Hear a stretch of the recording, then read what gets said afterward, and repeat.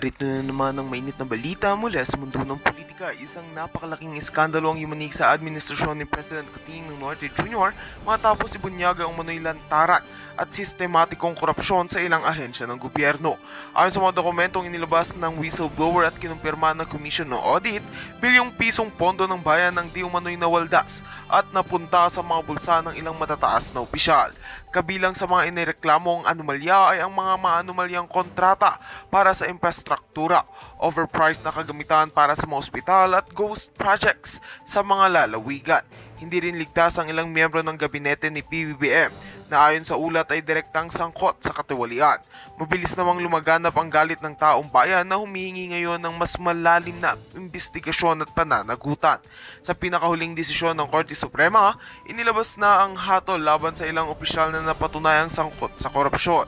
Ayon sa desisyon, may sapat na ebidensya para sa mga pagkakakulong ng mga ito habang sinisimulan na rin ang proseso ng pagsasauli ng mga ninakaw na pondo. Dagdag pa rito, inatasan din ng hukuman ang masusing pagbusisi sa iba pang sangay ng gobyerno na posibleng nasasangkot. Samantala, nananatiling tikom ang Malacanang sa isyu habang patuloy ang kilos protesta sa iba't ibang bahagi ng bansa. Nananawagan ng ilang sektor ng lipunan, kabilang ang simbahan, kabataan at mga manggagawa para sa matatag na sistemang magtatapos sa kultura ng korupsyon. Patuloy naming susubaybayan ang pag-usbong ng isyong ito. At yan nga ang mga balitang ating pagkakatutukan, at kung bago ka pa lamang sa aking channel ay huwag kakalimutang mag-like, share and subscribe para updated ka sa aming mga bagong balita dito sa Tatak Pinas.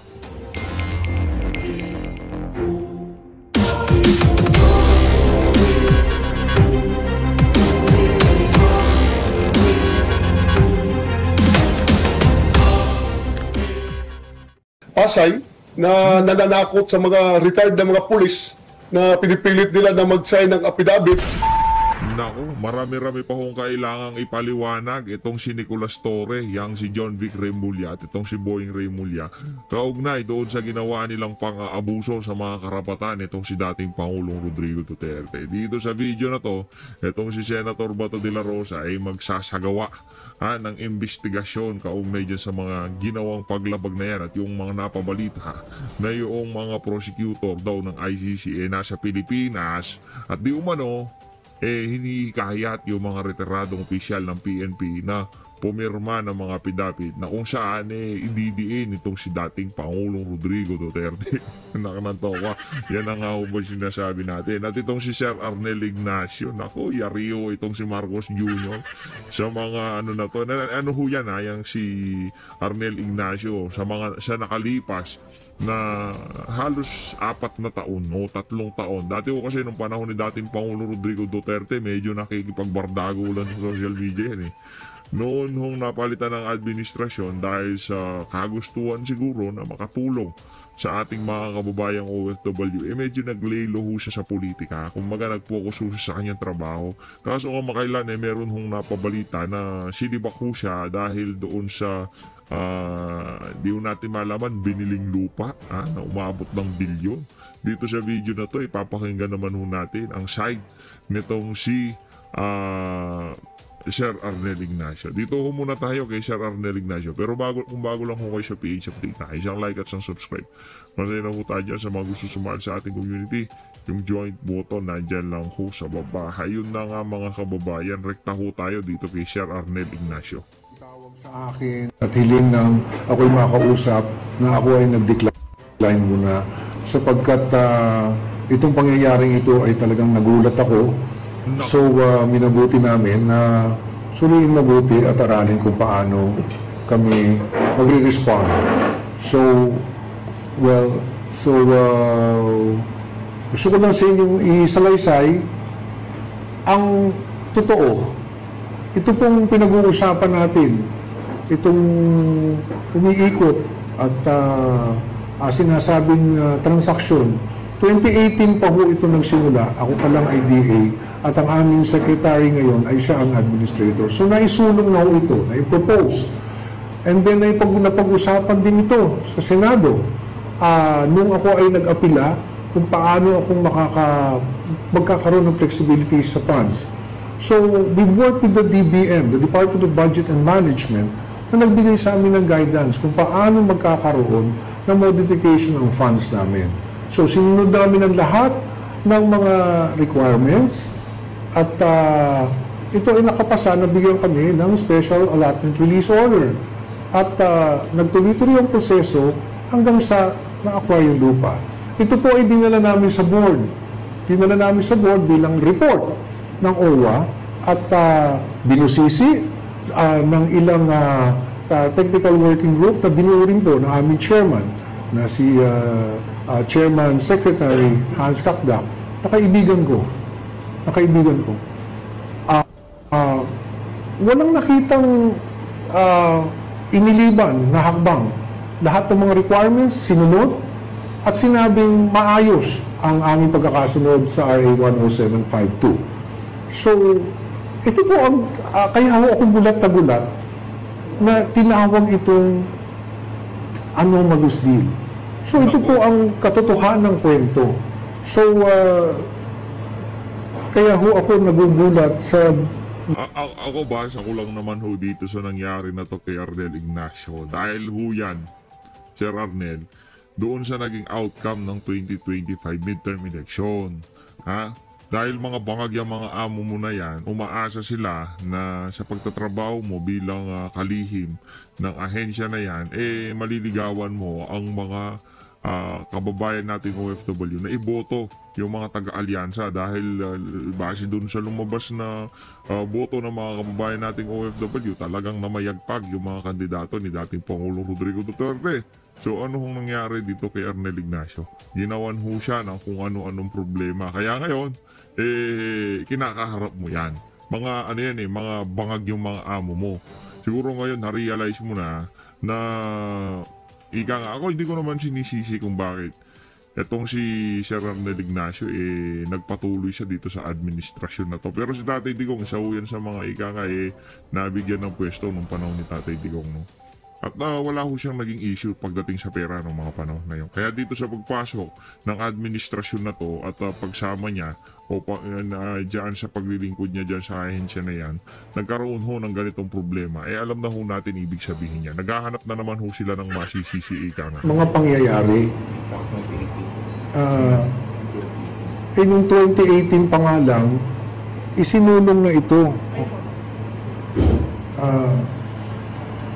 Kaya nung sinasabi na hindi ito bagay sa OFW, nagulat ako.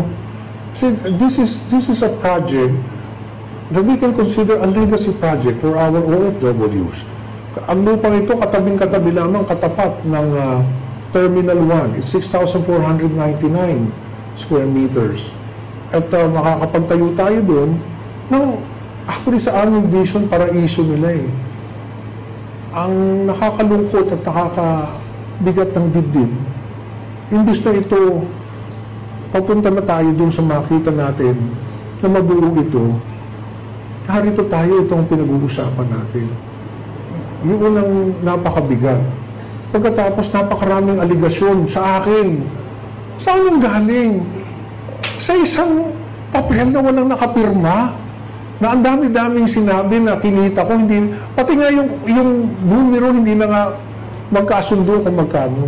But let me tell you, to the OFWs I have been serving, hindi ko kayo pinagtaksilan, ginawa ko lang ito para sa inyong pagmamahal at wala po akong kinita dito. Walang ganun ito. Because Land Bank po ang nag-assess nito. As our government financial institution, it's the Land Bank who assess the value, and it is exactly the amount that OWA paid. So, hindi ko maintindihan kung bakit kailangang araw-arawin ako, nakaliwat ka na, nakausapin kayong lahat, na paulit-ulit sasabihin na may anomalya ang aking ginawa. At sana naman lang binigyan ako ng pagkakataong makakausap. Nagulat na nga lang po ako na isang araw pinatawag ako na ako ay papalitan. So, yun po ang nangyari dito. Bangag na bangag ho talagang galawan nitong si Marcos Jr. Pambihira, wala man long niho, niha. Pinatawag ka para papalitan. Hindi ko po ito itinago sa ito pong ganitong magandang transaksyon. Bakit namin itatago ito? Itong transaksyon na to, o itong proyektong ito, gusto mong ibigay sa OFWs. Bakit po itatago ito? Correct. You're very, very transparent each step of what we have been doing. Again, may I emphasize, it started in the Senate. It's on record. And magkakatabi po kami noon. Nandun ang aming bagong administrator, P.Y. Kaunan, former Undersecretary Tonet Aliones, and OIC Yusek Hans Lacta was there. At we had all the chances na sabihin lahat itong nagiging alingas-ngas ngayon. So, ipagpaumanhin nyo, katulad ng binanggit ko kanina, hindi po ako nakapagsalita kaagad. Simply because I was shocked. Because when we parted ways, napakaayos naman. So, nagulat na lang po talaga ako na gano'n ang nangyari. As I hope all the questions you have in mind ay nasasagot na ng aking narrative ngayon. Because alam ko naman po yung mga nasa isip niyo. Kaya minabuti na namin na on this day, ito po yung kwento. Ito po ang kwento ng nangyari dyan. And one more thing, there's an issue na ito daw binili namin na hindi raw pwedeng tayuan. Sapagkat napakalapit sa... Meron mo kami permit sa CAAP. Meron permit sa CAAP. Taxes, hindi po kami ang nagbabayad ng taxes nito. Hindi po kami. So, lahat ng mga kwento tungkol dyan, I am totally shocked at all the accusations. But again, I would like to emphasize, hindi nila po namin ito sa board at kami po ay binusisi. We were scrutinized. The technical working group came up with a report na sinunod lahat. Sinunod pong lahat.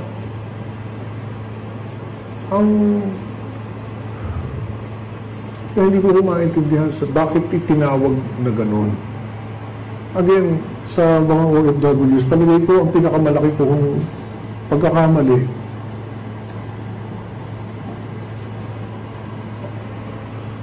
Nung minsan po kami ang binili po kasi sa akin lagi ay alagaan kayo. At nung po ako ay nasa show business, hindi po maramot ang pagkakataon na kami ay itrato laging VIP. At kung paano yung karanasan na yan, yun ang gusto ko maranasan ng mga OFWs. Hindi naging sapat sa akin na tawagin na kayong bagong bayani. Gusto ko maramdaman nyo kung ano ang VIP. Kaya, araw-araw po ako nagtatrabaho para maramdaman nyo po yun. Hindi ko kayo pinagtaksilan, hindi ko kayo tinalikuran. Ito lang ay ginawa ko dahil gusto ko isakabuhay ninyo kung ano ang tunay na pagmamahal sa OFW. Sana meron na kayo nito. Dapat sunod mo dyan na Sir Arnel, yung pagmamahal na naranasan nyo kay dating Pangulong Rodrigo Duterte, gusto ko sanang ipagpatuloy dito sa administrasyon na to. Ang problema, mga bangag ang mga amo ko. Yun dapat. Sana meron na kayo nito. Sa aking puso kasi mas mahalaga kung ano yung mapaparanas namin sa inyo. Hindi yung napapanood nyo kaming ganito.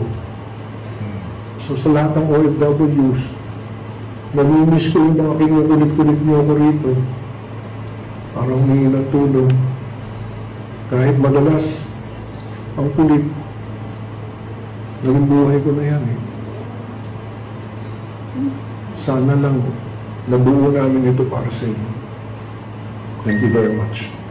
The question also from the Filipino people is what will happen to the 1.4 billion and the house, the halfway house. What will happen? Nasa Nasa sa kanila na? Nasa gobyerno na? Because the land is already under the name of the Republic of the Philippines. Kaya nga po, nag-iisip kami saan, hindi naman ho yan nakapangalan sa akin. Nakapangalan niya sa Republic of the Philippines. It's not even so. So, kung ano rin ang, uulitin ko uli, kung ano yung presyo, kung ano yung assessment ng land bank, na 1.415 yata, yun ang ibinayan. Eksakto. Baka naman kasi yung mga kaibigan nitong si Marcos Jr. di ka sumangguni sa kanila. Laki-laki palang deal niyan, di mo pinaalam sa kanila. Wala tuloy kumita sa kanila. Kaya yan, ginawan ka na nila ng problema. Dapat, Sir Arnel, malaman mo yung mga ganyang kasing galawan, talagang yayariin ka ng ng mga bangag na yan. Kaya sa susunod,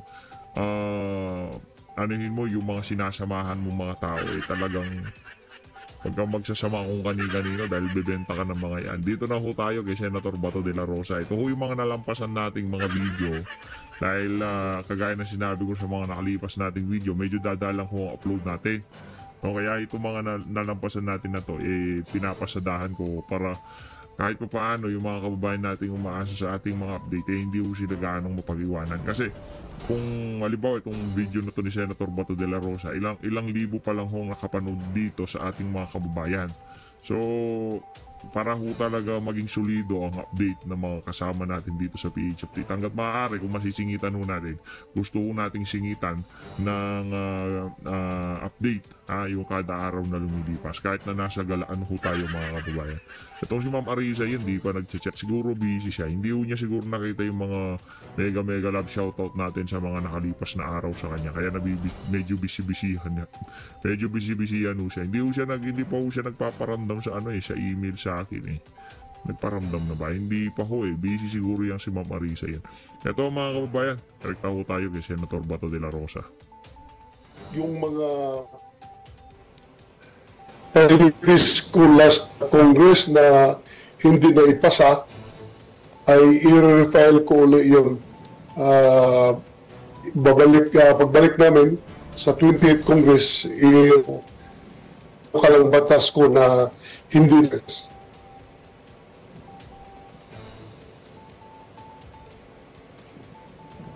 Alright, we're having some technical difficulties po sa ating connection. Senator Bato, if you're still there, ano po yung ilan sa mga batas na pending pa ho na inyong balak i-refile agad-agad? Yung death penalty for high-level drug traffickers, ibabalik ko yun. Refile ko ulit. And yung pagbabalik ng mandatory ROTC for college students, yun din, ibabalik kong i-refile. Confident ba kayo, Senator, na makakakuha na kayo ng enough numbers this time para dito sa dalawang bills na ito? Okay.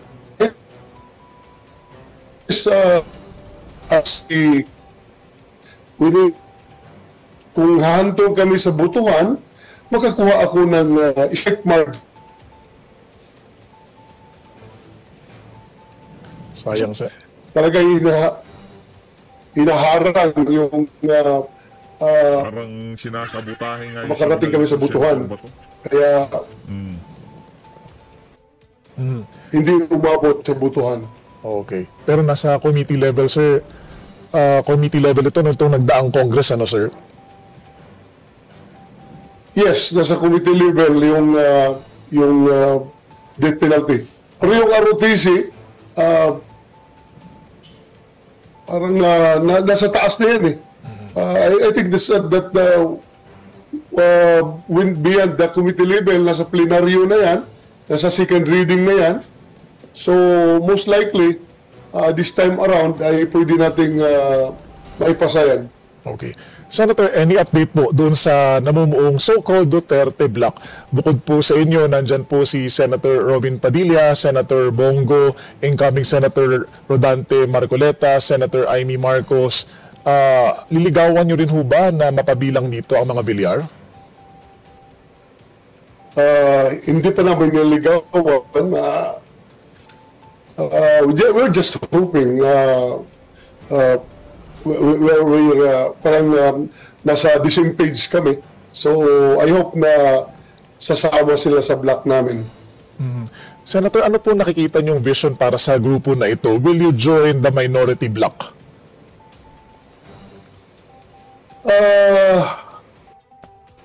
It depends, no? It depends what will happen no, pag convene namin sa 28th Congress. Basta siguraduhin namin na kami ay buo yung block namin at yung boses namin ay mapapakinggan. Do you see yourself or your block working with Senator Risa Hontiveros and her allies to form a minority in the Senate? I don't think so. Why is that, sir? Kami ng paningin sa mga bagay-bagay. Correct. Sir, Hindi malabo talagang maghalo yung dalawa na yan. Yung tawagin nila yung mga sarili na minority pero lahat ng kapalpakan na nangyayari dito sa administrasyon na to ay pinagkikibit balikat lang ho nila. Pero kung tawagin ho nila yung mga sarili nila dyan sa Senado minority pero wala ho silang sinasabi. Yan si Coco Pimentel, yan si Risa Hontiveros. Hindi naman ho talaga mga minority. Kasi pagka minority ka, i-scrutinize mo lahat yan. Wala kang palalampasin dyan. At kung meron mang nakalampas, maya't maya, bibirahin mo yan. Kagaya ng budget, di ba? Sino bumibira sa budget? Si Atty. Vic. At yang si Congressman Isidro Ungab. Si Ungab, Congressman. Si Atty. Vic ho, privado ho siyang individual. Kaya, ano ho siya kumbaga, taas ho talaga ng ika nga, di kalibre. Di kalibre yung mama na yan. Manalo, matalo, tuloy-tuloy ang laban. Ika nga, tuloy-tuloy siyang laban. Kung di tayo nagkakamali sa mga natanong natin yung kay Atty. Vic noong nakahuntahan natin siya bago mag-file ng COC. Na kung sakaling diretsa na kung sakaling hindi pinalad, yun na nga ho ang nangyari, makakasama pa rin ho ba kaya natin siya sa laban na to? Diretso ang sagot nitong si Atty. Vic Rodriguez na dire-diretso lang. Manalo matalo, ika nga yung puso niya nasa sambayan ng Pilipino. Kaya doon ho tayo bilib dito sa kay Atty. Vic Rodriguez. Matalino magaling Kaya kung sasalansan man yan ng mga issue, abogado, planchado.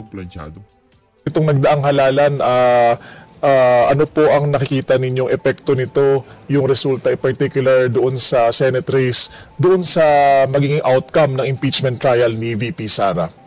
Do you think you have enough numbers to have VP Sara acquitted po? I think so. And I'm confident. Dahil nakikita ko ng mga yung ibang alam natin na hindi namin kaalyado ay nagbabago na yung stand, no? Like Senator G. Papalabas na siya ng kanyang stand na ayaw niya ng impeachment. So, the numbers are growing. As far as our side is concerned. At tingin nyo naabot niya na ho yung 9, at least, para hindi umabot sa conviction. Baka sobra pa. Aha. Baka sobra pa. Would you name names? Baka sobra pa ho. Naniniwala ho tayo dyan. Baka hindi lang ho 9 ang makuha ng mga mag-a-acquit dito kay VP Sara dyan sa impeachment trial. Kaya kumbaga waste of time lang. O kung yung ini-aim naman nila dahil alam naman nila na matatalo yung impeachment na yan, maka-acquit si VP, siraan na lang siya. Lahat na lang ng pwede nilang mapiga dyan sa impeachment na yan, ipipigayin nila para sa presidential election sa 2028. Kahit pa paano, napakinabangan nila yung napakamahal na paggasta dyan sa impeachment na yan. Ang laki hong binayad ng mga pumirma dyan sa impeachment na yan dyan sa House of Representatives. Kaya kailangan talaga nilang sulitin, ika nga. Baka sobra pa. Sino pa ho ang makakasama ninyo? Mahirap. Baka mamaya biglang nagbago yung stand nila. Depende sa takbo ng impeachment trial. Mahirap na. Basta as of now, I am confident na more than 9 yung makuhang boto dyan. Senator Bato, may alukhong reconciliation si Pangulong Bongbong Marcos and you've already said na kailangan ipakita ang kanyang sincerity. Paano niya maipapakita ang sincerity? Ano ho ang hinihiling ninyo? Si Attorney Sal Panelo, ang sabi po niya, dapat mapauwi si FPRRD. Tingin niyo ho ba dapat din po bang mangyari ito o may iba ho kayong kondisyon na nakikita o hinihingi sa Pangulo?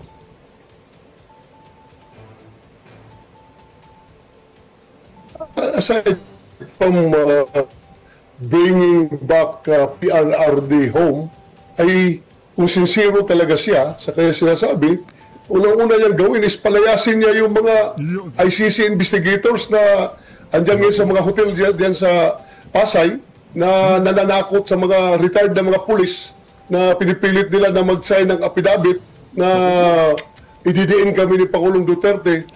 Otherwise, sila daw ang ididiin, yung mga pulis na nagtatawag nila. So dapat, kung sincero siya, itaguyod niya yung at tayuan niya yung kanyang sinasabi na wala ng jurisdiction ang ICC dito sa ating bansa.